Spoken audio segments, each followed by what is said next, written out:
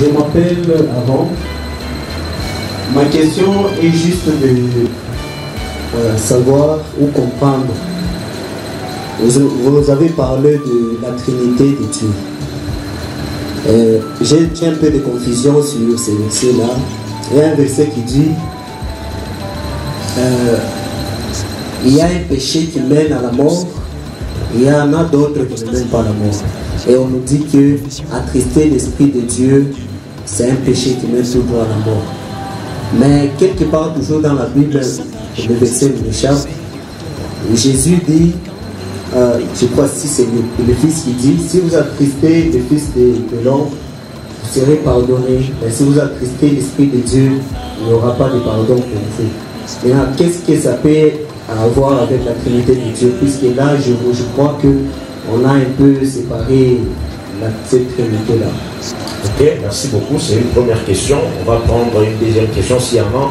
Je vais beaucoup plus nous encourager, comme le frère l'a fait, à poser des questions en rapport avec les explications ou en rapport avec le titre du livre qui est présenté. Sinon, on risque de nous parler de Genèse à Apocalypse. Donc, si nous avons les questions, essayons de les cadrer par rapport aux explications ou par rapport au livre. Voilà. S'il y a une deuxième question, on va la prendre aussi rapidement.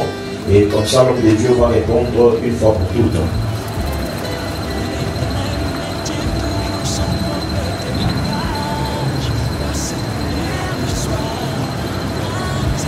Une deuxième question. Voilà, s'il n'y a pas, on va redonner la parole à l'homme de Dieu qui va répondre à cette question. Et je vais poser aussi la mienne pour finir avant que je réinvite notre Père. Voilà, je repose d'ailleurs la mienne aussi. On a posé la question sur la Trinité. Ma dernière question, c'était sur la page 172 de votre livre. Ici, vous aviez parlé de Malachie 4. Je crois que on a déjà eu à entendre beaucoup de choses là-dessus et je voudrais que comme vous avez abordé ça dans votre livre, que vous essayez un peu de répondre aussi. Malachie 4, 1 à 6. Je crois si on lit, on voit, on parle d'Élie le prophète avant que le jour de l'Éternel arrive, ce jour grand et redoutable, ainsi de suite. Alors, quelle est votre explication par rapport à ces versets et par rapport à tout ce qu'on a toujours entendu? Je crois que les deux questions sont les dernières. Juste après cette réponse, nous allons inviter notre Père qui va reprendre la parole et après que notre Père ait pris la parole, l'homme de Dieu va revenir pour donner la conclusion. Et ça sera la fin. Donc, ayez vos apaisements. Dans quelques minutes seulement, nous allons nous séparer. Merci, homme de Dieu, vous avez la parole.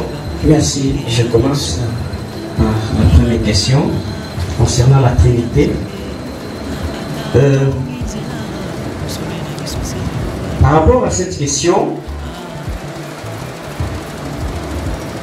lorsque Jésus parlait à ses disciples, allez partout,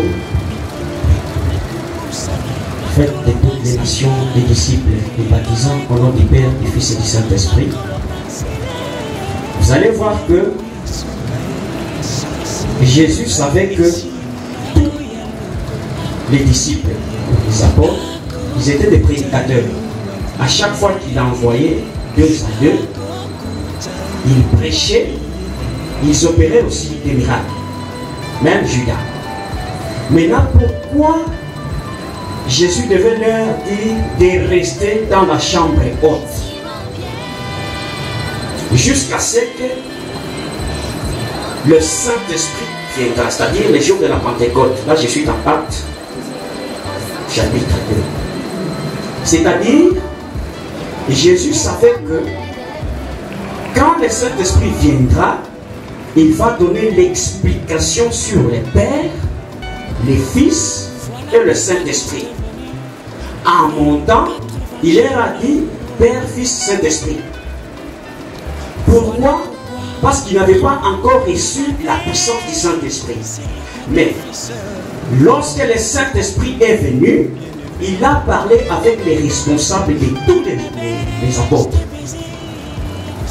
Donc comme ils étaient à 120 en général, le Saint-Esprit a parlé à Pierre, qui était le responsable dans Acte 4, pour lui dire qu'il n'y a aucun nom qui vous a été donné au ciel, sur la terre et sous la terre, si ce n'est que le nom de Jésus-Christ. Et lorsqu'ils sont sortis de la chambre haute, étant remplis de la puissance du Saint-Esprit, ils ont commencé à parler en langue. Directement, Pierre a prêché. Et sa première prédication, il parlait sur David. Il a commencé à parler de David. Les David que vous avez écouté, quand il disait que non, je ne mourrai pas, même dans la vallée de l'ombre de la mort, je ne mourrai pas, ainsi de suite.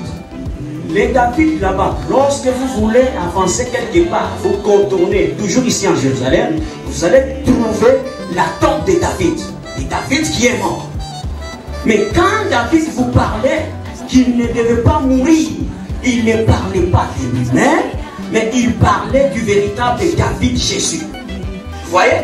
Par là, nous comprenons que lorsque le Saint-Esprit est venu, il est venu, il a apporté l'interprétation des Écritures. Voilà, les apôtres ont commencé à interpréter. Vous voyez? C'est comme le livre éthiopienne et Philippe. Quand cette personne-là lisait les livres d'Ésaïe, lui, il pensait qu'il s'agissait d'Ésaïe. Mais il fallait que Philippe vienne pour lui dire qu'il ne s'agit pas d'Ésaïe, mais il s'agit de Christ. Vous voyez comment les apôtres interprétaient juste après la vision du Saint-Esprit. Mais avant, c'était autre chose. Parce que Jésus leur avait dit, lorsque le Saint-Esprit viendra, il vous parlera même des choses que je ne vous ai pas enseignées. Il va vous révéler des choses. Voilà pourquoi le Saint-Esprit a parlé à Pierre. Et Pierre a compris que le Père, Fils, Saint-Esprit, ce n'est que Jésus-Christ. Voilà pourquoi, après avoir prêché, il y a eu 3000 âmes qui se sont converties. Et il est allé avec ces 3000 personnes pour aller les baptiser. Et les baptêmes, il les avait plutôt baptisés au nom de Jésus-Christ. Là, vous allez dire que Paul a contredit ce que Jésus avait dit avant son départ, baptisant au nom du Père, Fils, Saint-Esprit. Parce qu'après la fusion du Saint-Esprit, il est allé baptiser au nom de Jésus. Pourquoi? Parce qu'il a compris. Le Saint-Esprit, c'est lui qui interprète les Écritures dans les hommes de Dieu. C'est-à-dire, lorsque le Saint-Esprit est là, il est capable de vous expliquer une pensée qui est cachée, il vous révèle. C'est ça même la vie. C'est ça la puissance. Alors, par là, nous allons comprendre que la Trinité, moi je peux dire que c'est croire à la Trinité, c'est une fausse doctrine. Parce qu'au trône, au ciel, il n'y a qu'un seul trône. C'est Jésus qui est sur le trône. Même quand la Bible dit il est à la droite du Père en train d'intercéder, il y a une explication. La droite du Père, ça veut dire quoi? Vous voyez? Donc, en bref, je voulais tout simplement dire que, et comme les gens ont toujours eu cette attitude-là de dire qu'il y a 3 personnes en Dieu. Non, non. C'est une seule personne qui travaille avec des dispensations différentes. Mais ce n'est que Jésus-Christ qui est le Dieu véritable selon 1 Jean chapitre 5 verset 20.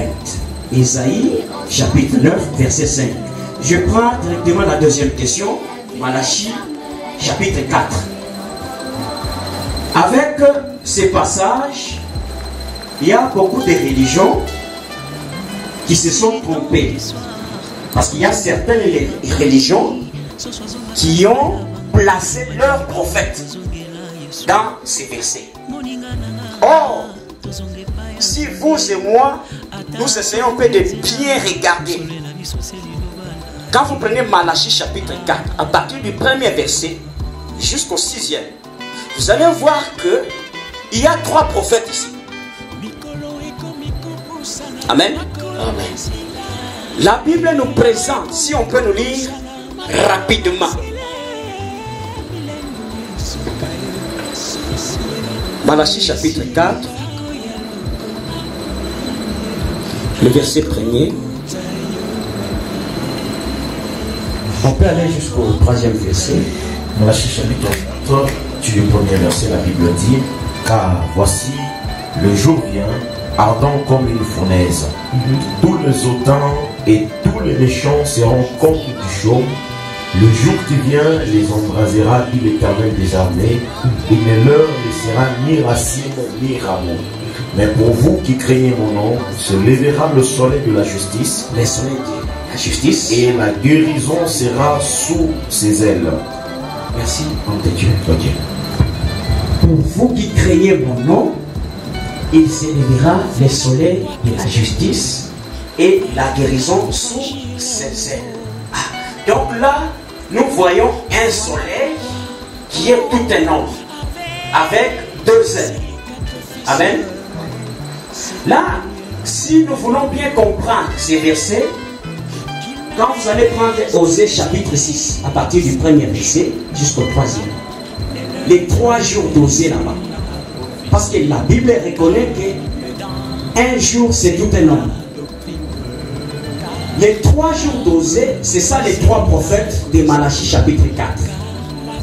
Les premiers prophètes, on nous présente les soleils. Or, nous savons que le véritable soleil, c'est qui? C'est Jésus. Selon Matthieu chapitre 17, à partir du 1er verset. Et le 2e et le 3e prophète, c'est ça les 2 ailes. Vous voyez ces 2 ailes ici? Ce sont les 2 ailes qui ont été données à la femme dans Apocalypse chapitre 12. Après avoir enfanté un fils qui a été enlevé, cette femme devait prendre une autre portion, une portion physique, c'est-à-dire Israël, pour se diriger où? Dans les déserts. Les lieux qui lui a été préparé pour être nourri pendant 1260 jours. Maintenant, les dragons qui étaient derrière cette femme, en train de poursuivre la femme, la Bible dit, on a donné 2 ailes à la femme pour s'envoler. Qui sont ces 2 ailes? C'est ça, Apocalypse chapitre 11, 1er verset jusqu'au 3e. Les 2 joints, appelés communément Élie et Moïse, les 2 prophètes. C'est-à-dire, les soleils, c'est tout un nom, Jésus, avec ces 2 ailes qui sont 2 prophètes. Là, ils deviennent à 3. C'est ça Matthieu 17. Lorsque Jésus était sur la montagne de transfiguration, lui le véritable soleil, nous avions vu les 2 ailes apparaître à ses côtés. Élie et Moïse. Parce que Jésus, c'est un aigle. Selon Exode chapitre 19, verset 4. Même David, il peut me compléter lorsque vous lisez Psaume chapitre 77, verset 21. Dieu, c'est un aigle là, il se tape la poitrine lui-même. Il dit que j'ai amené mon peuple sous mes ailes jusqu'à la maison. Vous voyez? C'est-à-dire, Jésus s'est présenté comme soleil, nous sommes dans Malachie, et les 2 ailes à ses côtés, Élie et Moïse. Voilà pourquoi dans Genèse chapitre 18, lorsque Dieu a visité Abraham, la Bible dit que ils étaient à 3, c'est-à-dire Dieu dans la chair, accompagné des 2 anges. Mais lorsque Abraham a vu, il a vu les 3 venir. Mais qu'est-ce qu'il a dit? Mon Seigneur. C'est prophétique. Amen. Ils sont à 3. Mais il dit mon Seigneur. Pourquoi?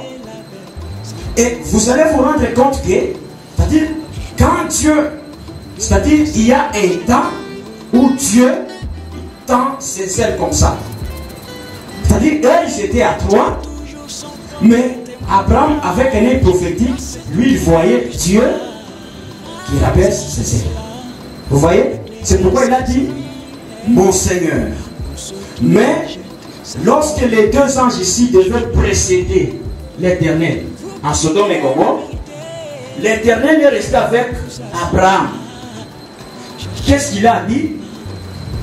je m'en vais détruire Sodome et Gomorrhe. Mais Dieu est avec Abraham, mais il dit que je m'en vais détruire. Mais nous avions vu que ce sont les deux anges qui sont allés, qui sont descendus en Sodome et Gomorrhe. L'Éternel est resté avec Abraham. Mais la Bible dit, je descends, je vais descendre pour aller détruire. Par là, nous comprenons que les deux anges, qui sont les deux œuvres de Dieu, plus Dieu lui-même, ça fait 3 prophètes. Voilà pourquoi Israël devait être délivré en Égypte par 3 prophètes. Souvent, les gens oublient les 3e prophète qui était Myriam. À part Moïse, Aaron, il y avait aussi Myriam. Vous voyez? Parce qu'après la traversée de la mer Rouge, Myriam a chanté. Il y a des explications là-bas. Comme c'est la prophétie, après l'enlèvement de l'Église, il y aura la période de 7 ans, les premiers 3 ans et demi, les 2 prophètes qui vont travailler. La fin du premier 3 ans et demi, la bête va les tuer.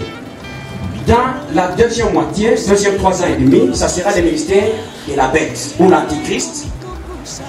L'antichrist va tuer les 2 prophètes. Il va tuer aussi les 144 000. Parce que les 144 000, ce sont ces gens-là qui vont écouter la prédication des 2 juin. Ils vont garder cet enseignement-là. Maintenant, lorsqu'on aura tué les 2 prophètes, les 144 000 vont rester en l'air. Et la bête cherchera à faire une alliance solide avec le monde entier. Mais les 144 000 vont rester fermes. Alors que la bête va tuer même les 144 000. Mais, vous allez vous rendre compte qu'avant le millénium, il y a la résurrection. Là où les 144 000 vont ressusciter du côté Israël, mais du côté nation, il y aura ce qu'on appelle les 5 folles qui seront ressuscités. Par là, nous allons comprendre que après les 7 ans, il y aura la période des 30 jours plutôt. Après la période des 30 jours, il y a la période des 45 jours. Lorsque je parlais des 30 jours, c'est ça la période de la bataille d'Armageddon. Lorsque Jésus descendra. Parce qu'il faut que l'Église réalise 7 ans là-bas. Après les 7 ans, Israël, sous pression de la bête, ils vont commencer à crier vers Dieu. La même prophétie que Dieu avait dit à Moïse, j'ai entendu les cris de mes enfants, je vais descendre. Ça va encore se répéter. Lorsque nous serons ensemble avec Jésus dans la nuit des noces, Israël va passer la période de la grande tribulation. L'antichrist va travailler durement et Israël va commencer à crier. Ces cris-là vont arriver juste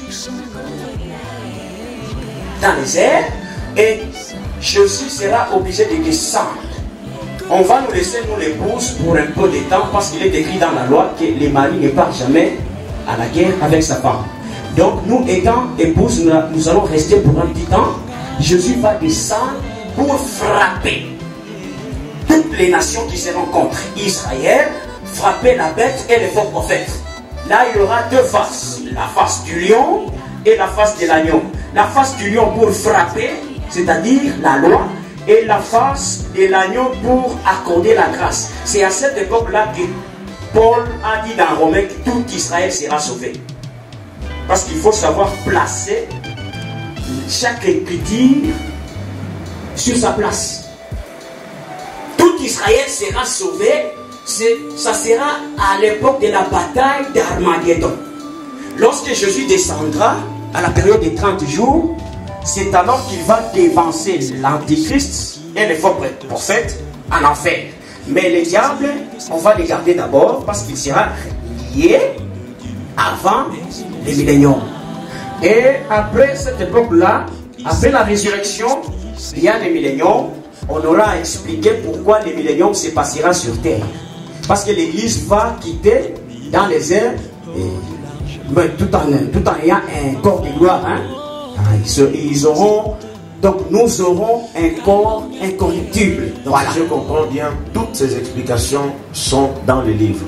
Tout y est. Donc si vous expliquez beaucoup, les gens risquent encore de ne plus acheter les livres. Autant mieux garder un peu pour que les livres, les gens aient le goût de payer les livres. Voilà, nous sommes à la fin de notre programme. Alors je vais donner un mot de conclusion à l'homme de Dieu pendant 1 minute 30 secondes seulement, et ça sera la fin, après quoi je vais inviter notre Père pour quelques minutes et nous allons quitter ce lieu. Pendant 1 minute 30 secondes seulement, si vous devriez parler de la conclusion par rapport au livre, si vous devriez le vanter, si vous devriez parler du livre en bien, qu'est-ce que vous direz à l'assistance par rapport à votre livre dans 1 minute 30 secondes seulement? Merci beaucoup.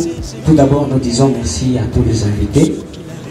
Il y a ceux-là qui sont venus, Fongorome, Kassi, Lubumbashi. Que Dieu vous bénisse. J'ai béni et je suis vraiment reconnaissant envers mon pasteur adjacent, lui qui nous a accueillis au sein de ce temple. Que Dieu vous bénisse, papa. Nous vous serons vraiment reconnaissants. Donc, en bref, ce que nous pouvons dire, les temps que nous traversons, les temps que traverse l'Église, c'est un temps compliqué. C'est une période de la confusion. L'Église doit savoir d'où elle est sortie, où elle se retrouve et où est-ce qu'elle est en train de partir. Là, on aura bien à comprendre lorsqu'on parlera de l'ouverture des 7 sceaux. Vous aurez bien à comprendre. Mais ce qui est important, nous devons veiller à notre vie, notre homme intérieur, parce que quand Jésus reviendra, il ne va pas s'intéresser avec notre corps, il va récupérer l'homme intérieur. Alors, apprenons à soigner cet homme-là, tout en ayant une vie de sanctification. Aimer la parole. Beaucoup ont rejeté la parole pour aller suivre les choses fables. Les prophéties, les dons, c'est bien, ça édifie l'Église. Mais la seule chose qui fera que vous soyez enlevés, c'est lorsque vous gardiez la parole. Parce que Christ a dit, lorsque je viendrai, trouverai-je la foi. Cette foi-là, ce n'est pas la foi des croix honorables, mais c'est la foi enseignement des apôtres. Que Dieu vous bénisse. Amen. Merci. Est-ce qu'on peut applaudir très fortement pour l'homme de Dieu? Est-ce qu'on peut faire mieux que ça? Nous applaudissons. Nous voulons que nous acceptons cette grâce et nous voulons encourager la grâce du bien-aimé en levant ces livres au nom de Jésus-Christ de Nazareth. Est-ce qu'on peut acclamer très bien le Seigneur des Seigneurs? Acclame très bien le Seigneur des Seigneurs. Alléluia. Non, c'est la manière d'acclamer une méthode. Alléluia. Que Dieu bénisse cet homme de Dieu. Nous encourageons cette grâce, que l'huile continue à couler sur l'homme de Dieu. Au nom de Jésus-Christ de Nazareth. Amen. Mungu amubariki sana. Tunamwombea Bwana kumsaidia. Endelea tena kumlinda. Unajua, muongezea mafuta ya profondeur na Mungu musaidie. Qu'il soit toujours à la hauteur, comme auteur de plusieurs livres. Seigneur, accepte de lui ouvrir davantage des portes. Fais grâce à ton serviteur, qu'il aille au-delà de ses limitations, dans le nom puissant de Jésus-Christ de Nazareth. Je vais inviter au bien-aimé pasteur Élie, il va prier pour le bien-aimé de clôturer ces cultes de conférence au nom de Jésus de Nazareth. Père éternel, nous te recommandons ton serviteur que tu t'es choisi, avec qui tu as parlé, pour nous annoncer des oracles, qu'il soit ouais de ton esprit, de ton intelligence, de ta sagesse, Donne-lui au-delà de ses pensées, au-delà de ses moyens. Accorde la sécurité à tous égards. Éternel notre Dieu, tu nous as réunis en ce lieu pour que nous puissions faire éclater ta gloire, Seigneur. Manifeste-toi. Je te recommande mon frère et ma soeur qui a été si présent. Je recommande le chemin de retour pour tout un chacun de nous, que tu nous bénisses. Toi, de Dieu, tu n'en as fait qu'un. Toi qui as brisé le mur de séparation qui existait entre nous. Car nous étions errants comme des brebis, chacun suivait sa propre voie. Tu nous as réunis en ce lieu pour que tu fasses la promotion du don que tu as mis dans ton serviteur. Accorde ta grâce, accorde ta puissance, accorde la sécurité à tous égards. Nous clôturons, Seigneur, ces assises au nom de Jésus, notre Sauveur. Amen. Amen.